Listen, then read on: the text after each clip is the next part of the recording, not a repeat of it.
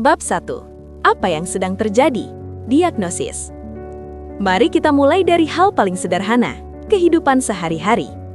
Cerita pagi ini. Jam 6 pagi, seorang ibu bangun, buka ponsel, lihat WA grup arisan. Ada temannya jualan baju anak, diskon 50% hari ini saja.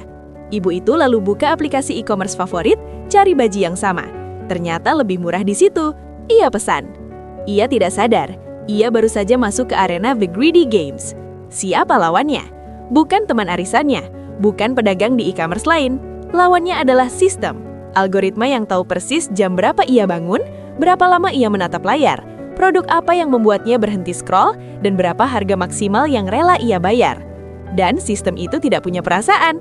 Sistem itu hanya punya satu tujuan, membuatnya beli dan membuat pedagang bayar. Kenapa ini disebut The Greedy Games? Coba bayangkan permainan kartu. Di meja ada 1000 pemain. Semua dapat kartu yang sama.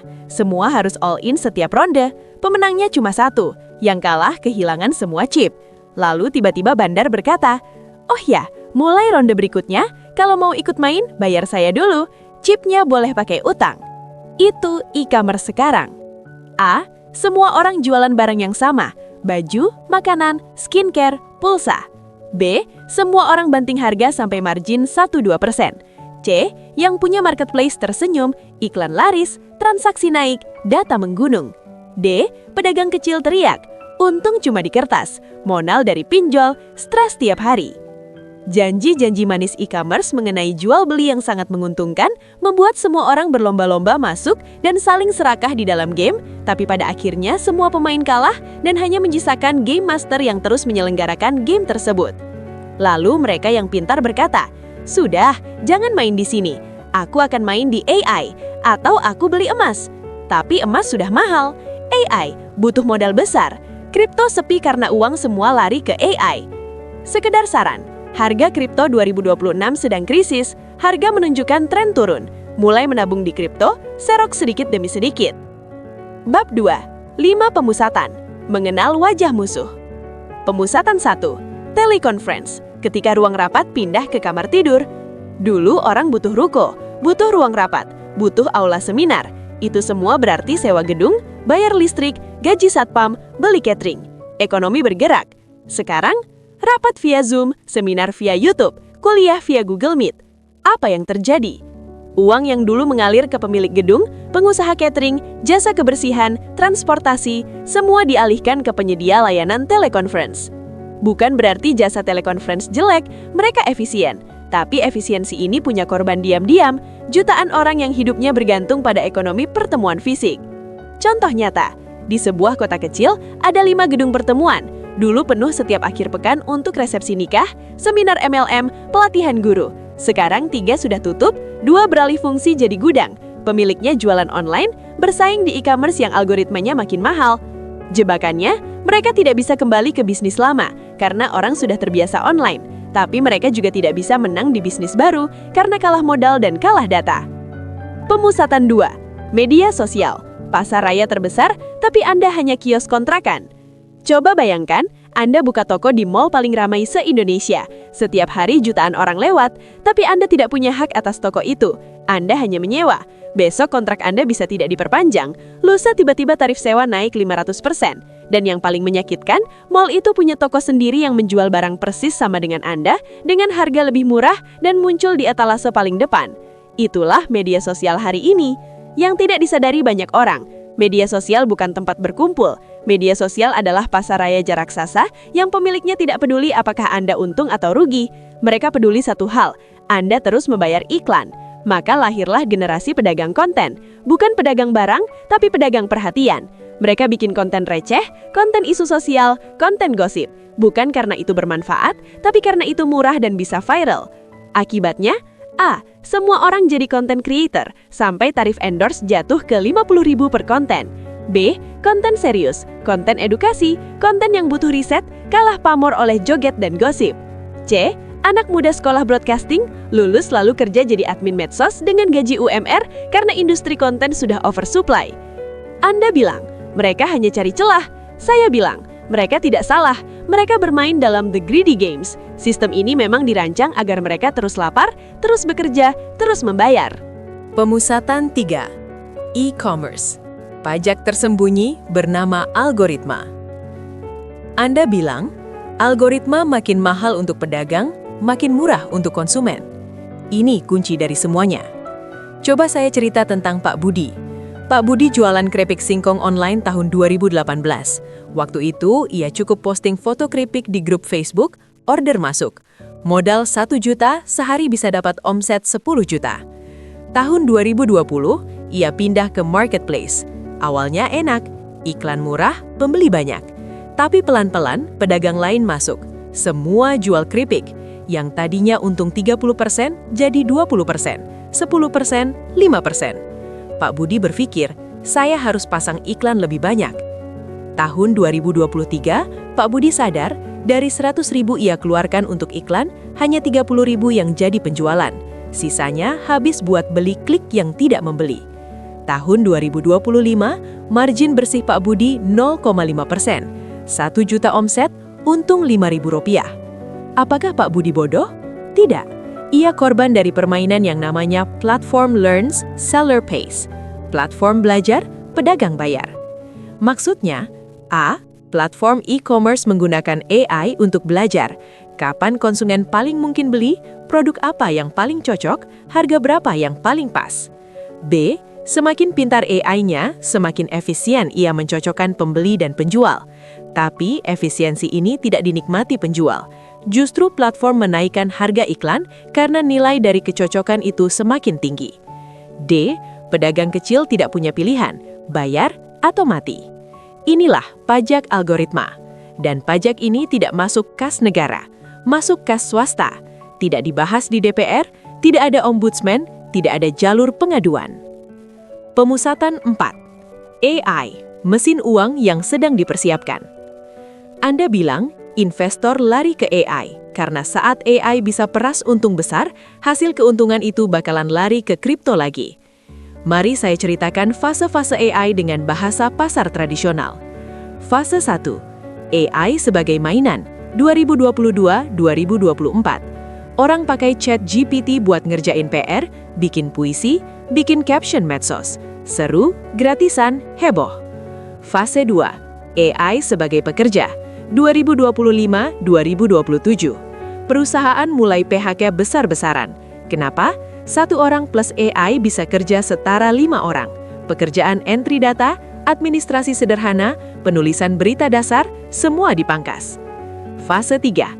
AI sebagai komoditas, 2028-2030. Tidak cukup lagi punya AI, sekarang Anda harus bayar untuk daya komputasi yang menjalankan AI itu. Harganya fluktuatif seperti harga minyak, perusahaan spekulan jual beli kontrak komputasi, negara-negara rebutan pasokan chip. Lalu, di mana kripto?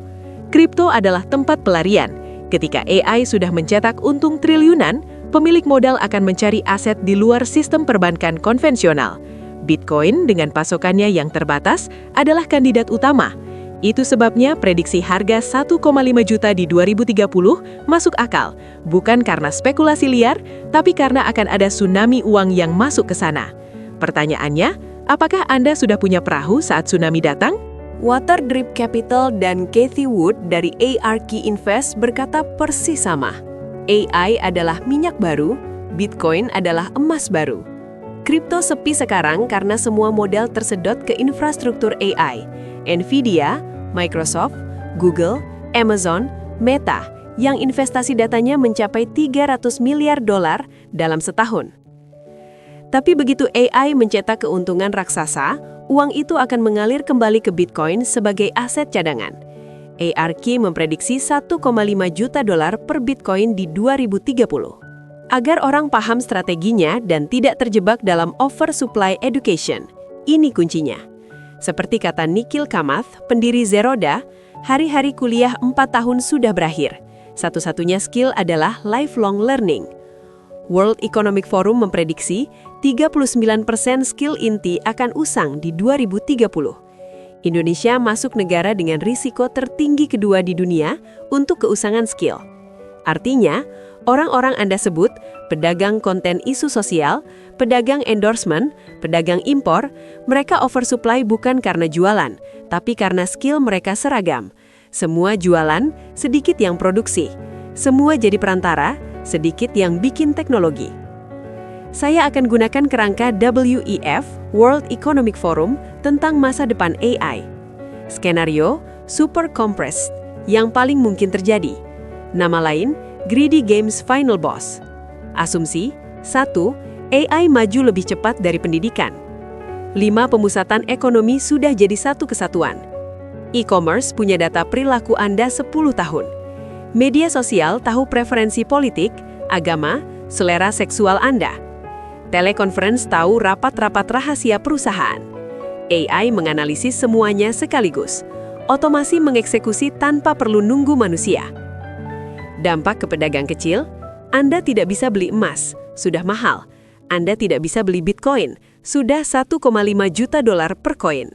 Anda tidak punya daya komputasi, harganya sudah melambung karena disedot perusahaan AI raksasa. Anda tetap jualan di e-commerce dengan algoritma yang makin mahal.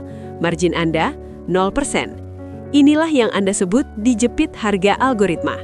Pasar tenaga kerja. Analisa prioritas. Pekerjaan yang hilang 2030. Banyak pekerjaan yang dulu dianggap stabil, kini sedang atau akan mengalami hilangnya relevansi akibat kemajuan teknologi digital dan otomasi. Kasir misalnya, sudah mulai hilang sejak munculnya self-checkout dan dompet digital, dan kondisinya sudah terjadi di banyak toko modern. Teller bank juga berada dalam jalur penggantian, karena mobile banking dan AI teller semakin canggih, dengan perkiraan kecepatan hilang antara 2026-2028.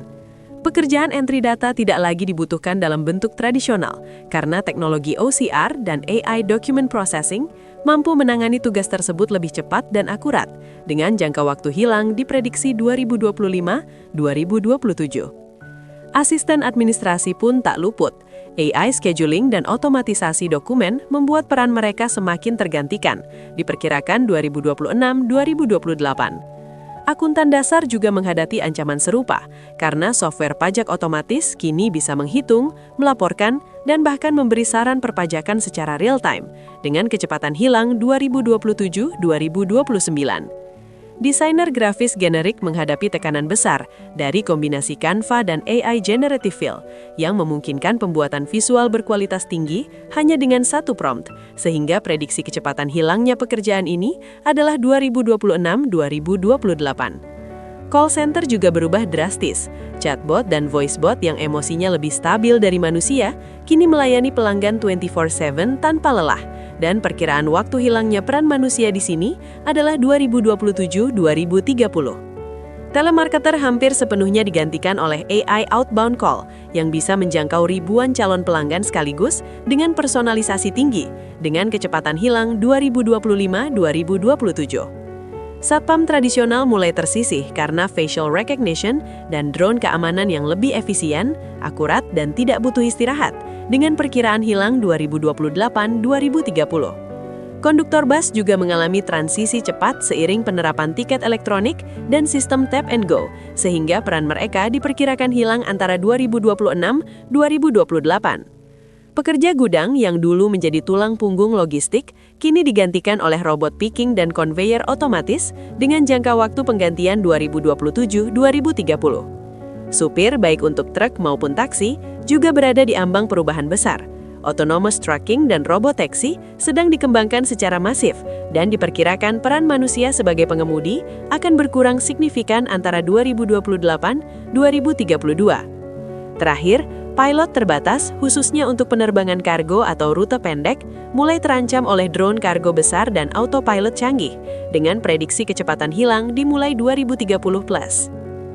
Yang mendapatkan pekerjaan baru di masa depan? Bukan lulusan SMA yang jadi pedagang dropship, bukan lulusan S1 ilmu komunikasi yang bikin konten receh. Mereka yang dapat pekerjaan baru adalah A. Spesialis AI yang belajarnya bukan dari kuliah 4 tahun, tapi dari bootcamp dan proyek. B. Teknisi robotika yang paham cara kolaborasi dengan mesin. C. Pekerja energi terbarukan untuk data center yang haus listrik. D. Perawat lansia, karena AI bisa diagnosis tapi tidak bisa menggandeng tangan. Pasar pendidikan, akar masalah oversupply education. Anda bertanya, kenapa semua jadi pedagang? Kenapa sedikit yang jadi produsen?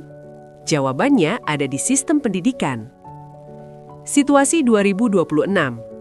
A. 63% perusahaan bilang skill gap sudah merugikan bisnis mereka. B. 77% perusahaan berencana retraining karyawan, tetapi 41% perusahaan akan PHK massal karena pekerja tidak bisa di-retraining. C. 38% perusahaan ragu dengan kemampuan lulusan baru. Lulusan S1 dianggap tidak siap kerja. Ini paradoksnya. Universitas masih cetak sarjana dengan kurikulum 4 tahun yang disusun 2019. Dunia kerja 2030 butuh skill yang belum ditemukan tahun 2019. Hasilnya, oversupply bukan berarti terlalu banyak sarjana. Oversupply berarti terlalu banyak sarjana dengan skill yang sama dan sudah usang. Anda bilang semua jadi pedagang. Iya, karena sekolah tidak mengajarkan cara jadi insinyur, ilmuwan data, teknisi energi. Sekolah masih mengajarkan jadi karyawan, padahal karyawan digantikan AI. Maka greedy games terjadi lagi. A. Semua jadi pedagang, harga jual anjlok. B. Semua jadi content creator, tarif endorse 50.000 per konten. C. Semua jadi dropshipper, margin habis untuk iklan algoritma. Ini bukan salah mereka, ini gagal sistem pendidikan. Strategi pasar tenaga kerja. Prinsip, jual skill yang tidak bisa diotomasi. McKinsey dan WEF sepakat, 3 kategori ini aman sampai 2030+. 1. Pekerjaan yang butuh kreativitas asli. Bukan kreativitas template, bukan edit Canva, tapi kreativitas yang menciptakan masalah baru, bukan menjawab soal lama. Contoh aman, perancang game, penulis skenario film, arsitek konseptual. Contoh rentan, desainer grafis yang kerjanya cuma nata letak. 2. Pekerjaan yang butuh empati dan koneksi manusia. AI bisa deteksi kanker lebih akurat dari dokter, tapi AI tidak bisa memegang tangan pasien dan bilang, ini akan baik-baik saja. Contoh aman, perawat paliatif, psikolog anak, guru untuk anak berkebutuhan khusus. Contoh rentan, dokter radiologi, AI baca CT scan lebih cepat. Resepsionis, sudah diganti kios digital. 3. Pekerjaan yang butuh pengambilan keputusan etis. AI bisa hitung probabilitas, tapi AI tidak punya hati nurani. Contoh aman, hakim, etikawan AI, diplomat, dan manajer yang mengetahui sistem produksi dan perkembangan bisnis. Contoh rentan, paralegal, penyusun dokumen hukum dasar. Contoh nyata, Anda sekarang jualan online, mau beralih kerja? Jangan jadi kurir, 5 tahun lagi robot kurir sudah jalan. Jangan jadi admin gudang, sudah diganti sistem otomatis. Alternatif, pelajari manajemen logistik untuk robot warehouse. Jadi koordinator tim yang mengawasi sistem otomatis. Ambil kursus singkat perawatan robot industri. Strategi pasar pendidikan. Prinsip, ijazah adalah bukti kehadiran, bukan bukti kemampuan. Kesalahan terbesar 2025. Orang tua paksa anak kuliah S1 ambil jurusan A, padahal tahun keempat kuliah jurusan A sudah tidak relevan. Strategi 2026 sampai 2030. 1. Ganti mindset lulus dengan cukup.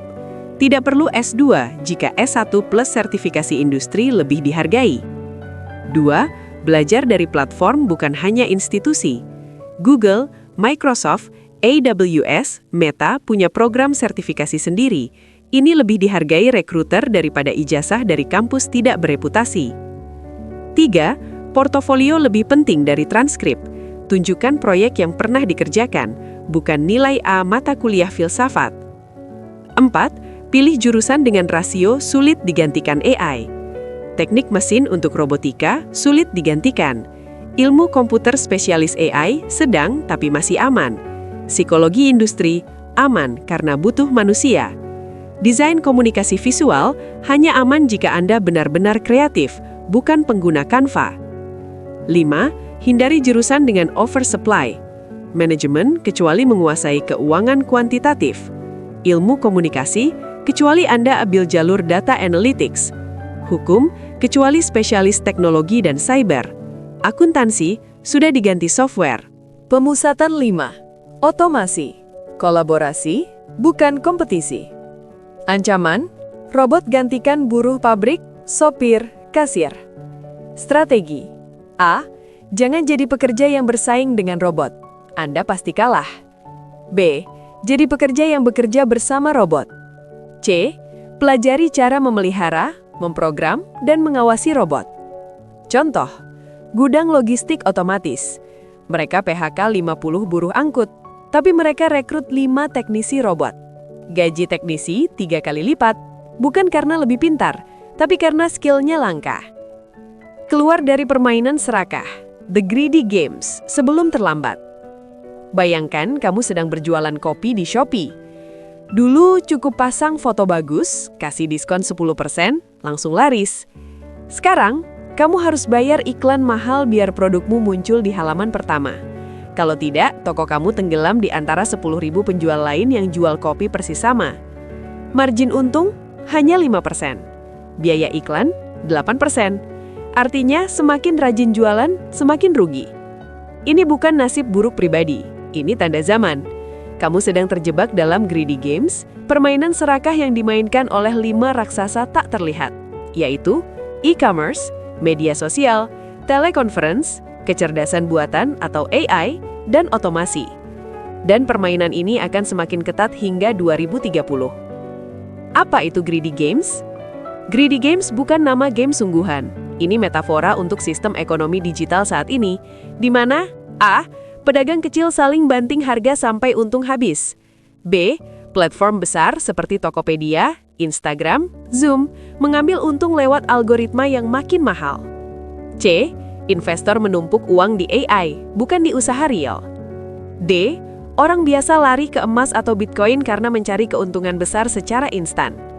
Yang paling menyedihkan, banyak anak muda pintar memilih jadi pedagang online, content creator, atau dropshipper. Bukan karena passion, tapi karena sistem pendidikan gagal menyiapkan mereka untuk pekerjaan masa depan. Mereka semua jadi perantara, bukan produsen. Semua jualan, sedikit yang bikin teknologi. Semua ikut tren, sedikit yang menciptakan nilai baru. Akibatnya, persaingan super ketat, harga anjlok, dan stres mental meningkat. Kesimpulan, peta keluar dari greedy games. Dalam e-commerce, algoritma makin mahal, baik bagi pedagang maupun platform, sehingga keuntungan semakin tertekan. Strategi yang bisa ditempuh adalah bangun kanal jualan sendiri, seperti website, WhatsApp Business, atau email list, agar tidak tergantung pada algoritma marketplace yang terus berubah dan membebankan biaya iklan tinggi. Di media sosial, reach organik semakin sulit karena algoritma lebih mengutamakan konten yang menjaga waktu layar, bukan yang bermakna. Maka strateginya adalah kumpulkan first party data, yaitu data langsung dari pelangganmu sendiri, melalui komunitas, newsletter, atau grup WA. Lalu jual ke komunitas bukan ke algoritma yang tidak bisa kamu kendalikan. Untuk AI, banyak orang khawatir digantikan. Tapi sebenarnya AI bukan musuh, ia adalah alat. Yang hilang adalah pekerjaan rutin, gantikan pekerjaan rutin, bukan manusia yang bisa mengarahkan AI. Strateginya, jadi pemberi perintah bukan pelaksana. Artinya, belajar cara menggunakan AI sebagai asisten, bukan menjadi korban otomasi. Jadilah pemberi perintah, bukan pelaksana. Di sektor otomasi, robot sudah hadir di mana-mana. Di gudang, pabrik, bahkan rumah sakit. Pertanyaannya bukan robot di mana-mana, tapi robot di mana-mana, lalu aku di mana? Strateginya, pelajari perawatan dan supervisi robot. Jangan bersaing dengan mesin, jadilah orang yang mengawasi, memperbaiki, dan mengoptimalkan sistem otomatis tersebut. Dalam bidang pendidikan, tantangannya adalah ijazah usang. Banyak lulusan S1 tidak siap kerja karena kurikulum ketinggalan zaman. Solusinya, sertifikasi industri dan portofolio proyek. Belajar bukan hanya untuk gelar, tapi untuk kemampuan nyata. Dan tunjukkan hasilnya lewat proyek konkret, bukan hanya transkrip nilai. Di pasar uang, emas dan Bitcoin tetap menjadi pelarian saat kepercayaan pada sistem tradisional goyah. Namun bukan berarti semua harus beli emas batangan atau koin BTC dalam jumlah besar. Strategi yang lebih realistis, investasi rutin, misalnya sisihkan sedikit setiap bulan, dan jangan FOMO. Selain itu, pertimbangkan jangka FOMO, yaitu jangan ikut arus panik tapi bangun posisi secara bertahap dan rasional. Terakhir, soal tenaga kerja. Prediksi menyebut ada 92 job hilang di seluruh dunia menjelang 2030. Tapi ini bukan akhir, ini adalah panggilan untuk berpindah. Strateginya, masuk ke 3 sektor aman, yaitu kreatif, empati, dan etika. Karena pekerjaan yang butuh kreativitas asli bukan template, empati manusia bukan skrip AI, dan pengambilan keputusan etis bukan probabilitas statistik akan tetap relevan, bahkan semakin dibutuhkan. Semua strategi ini bukan teori abstrak. Ini adalah respons nyata terhadap kondisi yang sedang terjadi dan yang akan semakin menguat hingga 2030. Kuncinya, jangan menunggu sistem berubah. Ubah dirimu dulu, karena di era di mana algoritma menentukan harga jualanmu dan AI menggantikan tugas harianmu, satu-satunya keunggulan yang tak bisa diotomasi adalah kesadaran, adaptasi, dan keberanian memilih jalur sendiri. Bikin algoritma naikin harga tiket sesuai perilaku orang. Iya, kalau ada harga tiket 1 juta, terus ada orang desperate mau beli, naikin harganya. Gimana taunya kalau dia desperate, Pak? Misalnya dia sekarang ngecek harga, terus lewat berapa jam dia cek lagi, terus besoknya cek lagi, terus udah isi data penumpang, terus udah ke halaman pembayaran tapi batal. Itu tandanya dia udah desperate banget. Tapi kalau harga dinaikin, emangnya dia bakal beli? Nggak semua orang, tapi ada yang akan tetap beli, karena secara psikologis takut harga naik lagi. Naikin harganya berapa banyak, Pak? Tergantung, algoritma kita cek dulu, dia pakai HP mahal nggak, terus dia tipe yang sensitif ke harga nggak, misalnya banding-bandingin harga terus di aplikasi kita. Tapi ini legal nggak sih, Pak? Kan kita kayak manfaatin psikologi orang buat dapat untung lebih. Kalau orang tanya gimana? Ya namanya juga bisnis, bilang aja kalau kita dynamic pricing, harga bisa naik kalau permintaan tinggi atau kursi sisa sedikit. Mereka akan ngerti kok. Hah, kok gitu sih? Inflasi pada hakikatnya adalah fenomena naiknya harga-harga barang dan jasa secara umum dan terus-menerus dalam suatu perekonomian. Secara sederhana, inflasi terjadi ketika terlalu banyak uang yang beredar mengejar terlalu sedikit barang yang tersedia. Jangan lupa subscribe dulu sebelum lanjut, biar nggak ketinggalan konten ekonomi, trading, kritis, dan logis seperti ini. Mekanisme dasarnya dapat dianalogikan seperti permainan monopoli. Jika tiba-tiba semua pemain mendapat tambahan uang dalam jumlah besar, sementara jumlah properti yang tersedia tetap, maka harga properti tersebut pasti akan melonjak. Dalam ekonomi real, kondisi serupa tercipta ketika pemerintah atau bank sentral mencetak uang terlalu banyak, memberikan kredit dengan mudah, atau ketika terjadi defisit anggaran yang besar. Apa yang terjadi jika pemerintah mencetak uang terlalu banyak? Bayangkan uang seperti kue yang dibagikan ke seluruh masyarakat.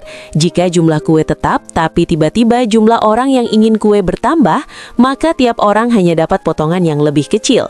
Jika jumlah uang sangat banyak dan jumlah orang yang menginginkan kue tetap, maka kue akan tidak dihargai. Begitu pula dengan uang. Jika jumlah uang beredar terlalu banyak, nilainya bisa turun. Ini disebut inflasi. Berikut 5 skenario umum yang bisa terjadi ketika pemerintah mencetak uang terlalu banyak.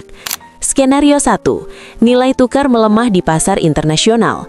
Jika suatu negara, misalnya negara A, mencetak uang dalam jumlah sangat besar, negara-negara lain akan melihat bahwa uang tersebut terlalu banyak dan tidak seimbang dengan barang atau jasa yang dihasilkan.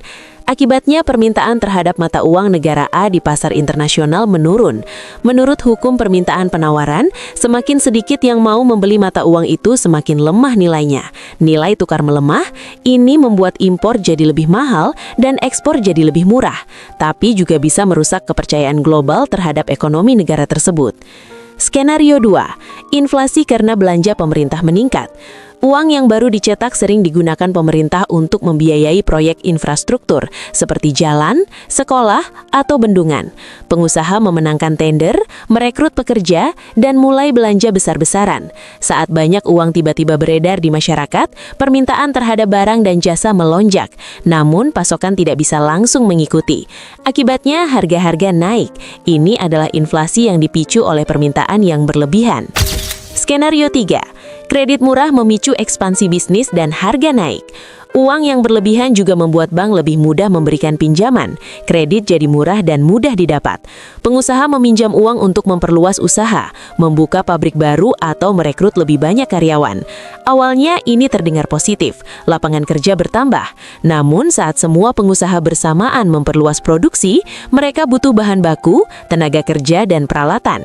Permintaan terhadap sumber daya ini meningkat cepat, sementara pasokannya terbatas. Akibatnya harga bahan baku dan upah naik, dan pada akhirnya harga jual produk juga naik. Lagi-lagi inflasi terjadi. Skenario 4. Defisit anggaran akibat BUMN rugi dan korupsi. Bayangkan pemerintah seperti rumah tangga yang punya pemasukan, misalnya dari pajak dan pengeluaran untuk gaji pegawai, infrastruktur, subsidi, dan lain-lain. Jika pengeluarannya lebih besar daripada pemasukannya, terjadilah defisit anggaran.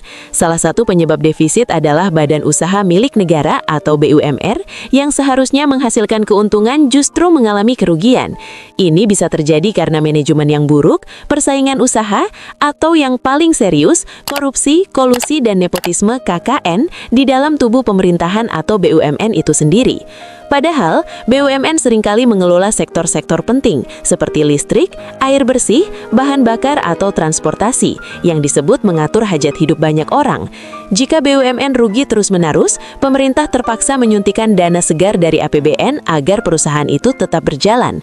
Dana ini biasanya berasal dari utang atau mencetak uang baru. Akibatnya, anggaran negara semakin menipis. Pemerintah mungkin terpaksa menaikkan harga produk BUMN, misalnya tarif listrik atau BBM, agar tidak terus rugi.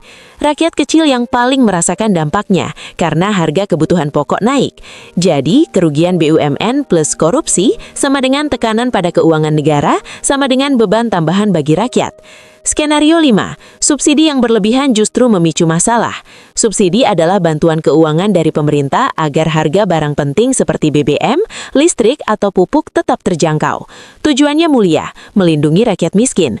Namun, jika subsidi diberikan terlalu besar atau tanpa target yang tepat, bisa menimbulkan masalah. Anggaran negara membengkak karena pemerintah harus terus mengeluarkan uang untuk menutup selisih harga. Barang yang disubsidi, misalnya BBM, jadi terlalu murah, sehingga permintaannya meledak, bukan hanya oleh yang benar-benar butuh, tapi juga oleh orang kaya atau industri besar. Akibatnya pasokan bisa langka, dan pemerintah terpaksa mencetak lebih banyak uang atau berhutang untuk menutup biaya subsidi. Dalam jangka panjang, ini bisa memicu inflasi dan defisit anggaran. Contoh sederhana, jika BBM dijual sangat murah karena subsidi besar, orang mungkin boros pakai mobil, atau bahkan menyelundupkannya ke negara tetangga untuk dijual lebih mahal. Ujung-ujungnya negara rugi, dan rakyat miskin justru tidak kebagian manfaat penuh. Solusi yang lebih baik, subsidi tepat sasaran, misalnya lewat kartu untuk warga miskin, alih-alih subsidi umum yang dinikmati semua kalangan. Skenario 6. Defisit neraca perdagangan bisa picu inflasi. Apa itu neraca perdagangan? Ini adalah selisih antara nilai ekspor, barang yang dijual ke luar negeri, dan impor, barang yang dibeli dari luar negeri. Jika ekspor lebih besar dari impor, surplus, bagus untuk ekonomi. Jika impor lebih besar dari ekspor, defisit, bisa jadi masalah. Bagaimana defisit bisa picu inflasi? Saat suatu negara terlalu banyak mengimpor, ia harus membayar dalam mata uang asing, misalnya dolar Amerika. Untuk mendapatkan dolar, negara tersebut menjual rupiahnya di pasar valuta asing. Jika ini terjadi terus-menerus, permintaan terhadap rupiah turun sehingga nilai rupiah melemah. Akibatnya, barang impor seperti minyak, mesin, atau gandum jadi lebih mahal. Harga bahan baku impor naik, biaya produksi naik, dan harga jual produk juga naik. Ini disebut inflasi impor atau imported inflation. Contoh nyata, Indonesia pernah mengalami kenaikan harga BBM dan sembako saat rupiah melemah karena defisit perdagangan. Lalu bagaimana dengan Cina? Cina justru ekspornya sangat tinggi, artinya mereka menjual banyak barang ke luar negeri seperti elektronik, pakaian, mainan. Akibatnya mereka dapat banyak dolar Amerika. Permintaan terhadap yuan, mata uang Cina, meningkat. Nilai tukar yuan cenderung stabil atau menguat. Pasokan barang dalam negeri juga sangat besar karena produksi massal. Karena pasokan melimpah dan efisiensi produksi tinggi, harga barang di Cina cenderung stabil atau bahkan turun. Ini disebut deflasi atau atau tekanan deflasi. Namun pemerintah Cina sering menahan kenaikan nilai yuan agar ekspornya tetap murah dan kompetitif. Jadi meski punya surplus besar, inflasi di Cina tetap dikendalikan dengan kebijakan moneter dan fiskal yang ketat. Intinya, ekspor tinggi sama dengan pasokan barang banyak plus pendapatan falas kuat, sama dengan cenderung menekan inflasi, bahkan bisa menyebabkan deflasi jika tidak diatur. Skenario 8. Kenaikan upah buruh karena demonstrasi. Bayangkan buruh pabrik menuntut kenaikan gaji lewat demo. Jika pemerintah atau perusahaan menyetujui, upah buruh naik. Awalnya ini terdengar adil, buruh layak hidup layak. Tapi ada efek domino, biaya produksi perusahaan naik karena gaji lebih besar. Agar tidak rugi, perusahaan menaikkan harga jual produk. Konsumen harus bayar lebih mahal, inflasi terjadi. Jika kenaikan upah terjadi di banyak sektor sekaligus, inflasi bisa meluas ke seluruh ekonomi. Inilah yang disebut inflasi dorongan biaya. Harga naik bukan karena permintaan tinggi, tapi karena biaya produksi naik. Catatan, kenaikan upah tidak selalu buruk. Jika produktivitas buruh juga naik, perusahaan bisa menyerap biaya tanpa menaikkan harga. Tapi jika tidak, inflasi bisa tak terhindarkan. Skenario 9. Non-farm payroll, NPF, indikator penting ekonomi AS. Apa itu NPF? NPF adalah data bulanan dari AS yang menunjukkan berapa banyak pekerjaan baru diciptakan di sektor non-pertanian, misalnya pabrik, retail, jasa, atau konstruksi. Kenapa penting? Jika NPF naik, artinya ekonomi sedang tumbuh. Banyak orang bekerja, konsumsi naik, permintaan barang naik. Jika permintaan naik terlalu cepat tapi pasokan tidak mengikuti, inflasi bisa naik. Sebaliknya, jika NPF turun, tanda ekonomi melambat, risiko resesi. Bank Sentral AS The Fed sangat memperhatikan NPF. Jika NPF terlalu kuat, The Fed mungkin menaikkan suku bunga untuk mendinginkan ekonomi dan cegah inflasi. Untuk pemula, NPF seperti detak jantung AS. Kalau detaknya terlalu cepat, tubuh ekonomi bisa kepanasan, inflasi. Kalau terlalu lambat, tubuh bisa lemas, resesi. Skenario 9. Kredit macet dan gelembung keuangan, pelajaran dari krisis 2008-2009. Apa itu kredit macet? Kredit macet terjadi ketika peminjam tidak mampu bayar utangnya. Jika ini terjadi dalam skala besar, sistem keuangan bisa goyah. Contoh nyata, krisis keuangan global 2008-2009. Di AS, bank-bank memberikan kredit perumahan atau mortgage kepada orang yang sebenarnya tidak mampu bayar, disebut subprime mortgage. Awalnya harga rumah terus naik, jadi semua orang merasa aman. Tapi tiba-tiba banyak peminjam gagal bayar, bank rugi besar. Bank mulai kolaps, kredit macet menyebar ke seluruh dunia, gelembung keuangan meledak. Dampak terhadap inflasi? Ironisnya, setelah krisis justru terjadi deflasi atau inflasi sangat rendah. Orang takut belanja, permintaan anjlok, harga rumah dan aset turun drastis, bank enggan memberikan pinjaman, sehingga uang beredar menyusut. Jadi, krisis akibat kredit macet tidak langsung menyebabkan inflasi, tapi justru memicu kontraksi ekonomi dan tekanan deflasi. Baru setelah itu, pemerintah dan bank sentral mencetak uang atau quantitative easing untuk memulihkan ekonomi, yang baru kemudian berpotensi menimbulkan inflasi jangka panjang. Gelembung keuangan tercipta saat uang murah, suku bunga rendah, membuat orang dan perusahaan berhutang berlebihan.